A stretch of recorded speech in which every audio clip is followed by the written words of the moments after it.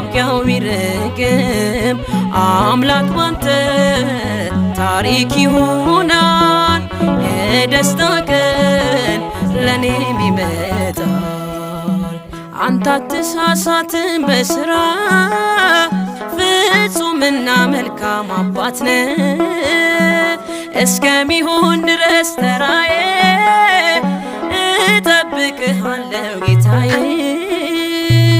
የተሻለ ነገር አስበህልኝ ነው ፈተናው የበዛው። ነገ መልካም